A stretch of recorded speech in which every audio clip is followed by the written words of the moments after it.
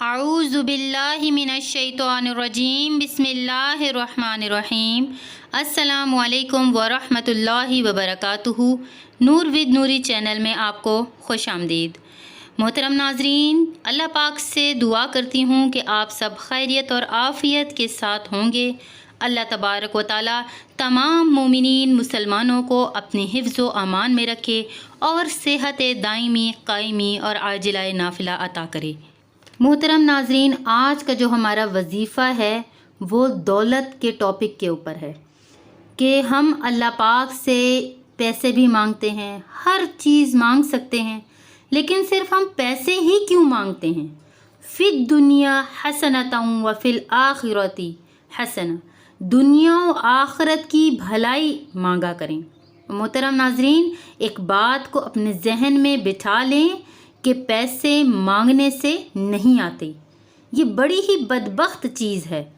حضرت نانوتوی رحمۃ اللہ تعالیٰ علیہ کے بارے میں ہے کہ ان کا ایک بڑا سیٹھ مرید تھا۔ اس زمانے میں ایک ڈھبی اشرفیوں کی یعنی سونے کی حضرت کو پیش کی۔ انہوں نے فرمایا کہ یہ کیا ہے؟ اس نے کہا کہ حضرت یہ آپ کا ہے، یہ نہ تو کوئی صدقہ ہے نہ ہی کوئی خیرات ہے، یہ آپ کی ذات کے لیے ہے۔ حضرت نے فرمایا کہ بھائی مجھے تو اس کی کوئی ضرورت ہی نہیں ہے۔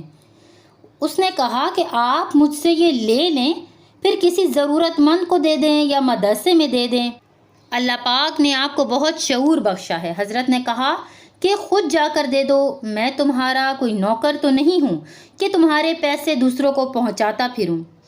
اگلے زمانے کے لوگ اتنی احتیاط کرتے تھے۔ محترم ناظرین، حضرت نانوتوی رحمۃ اللہ تعالیٰ علیہ جب نماز پڑھنے کے لیے گئے تو وہ بندہ بڑا سمجھدار تھا اور تیز تھا۔ اس نے وہ تھیلی حضرت کے جوتوں کے اندر رکھ دی، نماز پڑھی اور سلام کے بعد خود جلدی سے وہاں سے بھاگ گیا۔ حضرت نانوتوی جب نماز اور وظائف وغیرہ سے فارغ ہوئے، واپس آئے اور سنت کے مطابق جوتا پہننے سے پہلے ہلایا، اور آپ بھی جب جوتا پہننے لگیں تو اس کو پہننے سے پہلے تھوڑا سا ہلا لیں تاکہ اگر کوئی موذی چیز وغیرہ ہے، اس میں سانپ وغیرہ ہے یا بچھو ہے تو نکل جائے۔ تو حضرت نانوتوی نے جب اپنا جوتا ہلایا تو اس میں سے تھیلی نکل کے باہر گر گئی۔ تو حضرت مسکرائے اور فرمایا کہ جو اس کے پیچھے بھاگتے ہیں یہ آگے بھاگتا ہے، اور جو اس سے بھاگتے ہیں یہ پاؤں میں پڑ جاتی ہے۔ تو اگر دولت کو اپنے پاؤں میں گرتا ہوا دیکھنا چاہتے ہو تو سبحان اللہ و بحمدہ سبحان اللہ العظیم کا وظیفہ کرو، یہ بہت ہی شان والا کلمہ ہے۔ امام بخاری رحمۃ اللہ تعالیٰ علیہ نے اپنی حدیث اسی پر ختم کی ہے، کلمتانی خفیفتانی علی اللسان حبیبتانی بالرحمن ثقیلتانی فی المیزان سبحان اللہ و بحمدہ سبحان اللہ العظیم۔ یہ اپنے ورد میں شامل رکھیں اور رزق میں وسعت کے لیے کہ آپ کے پاس کثیر تعداد میں رزق ہو۔ استغفر اللہ الذی لا الہ الا هو الحی القیوم واتوب الیہ، اس کو جتنا زیادہ ہو سکے دن میں آپ پڑھا کریں۔ اور ایک اور بہت ہی باکمال عمل میرے آقا و مولا مدینے والے مصطفیٰ صلی اللہ تعالیٰ علیہ وسلم نے بتایا ہے۔ ایک صحابی نے آ کر کہا کہ حضور صلی اللہ علیہ وسلم، مجھے اس قدر غربت اور فاقے نے گھیر لیا ہے کہ میں جو بھی کام کرتا ہوں نقصان اٹھاتا ہوں۔ تو حضور علیہ الصلوۃ والسلام نے فرمایا کہ تم ایسا کرو کہ جب تم اپنی مکان میں داخل ہو یا دکان میں داخل ہونے لگو تو دروازہ کھولو اور کہا کرو السلام علیکم والصلاۃ والسلام علی رسول اللہ صلی اللہ علیہ وسلم، قل هو اللہ احد اللہ الصمد لم یلد ولم یولد ولم یکن لہ کفوا احد۔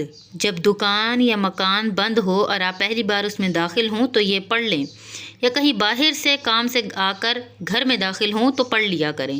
صحابی فرماتے ہیں کہ جب میں نے یہ عمل شروع کیا تو چند دن ہی گزرے تھے تو میں اپنے علاقے کا سب سے بڑا امیر کبیر بندہ بن گیا، اور میں مٹی میں بھی ہاتھ ڈالتا تو وہ سونا بن جاتی تھی۔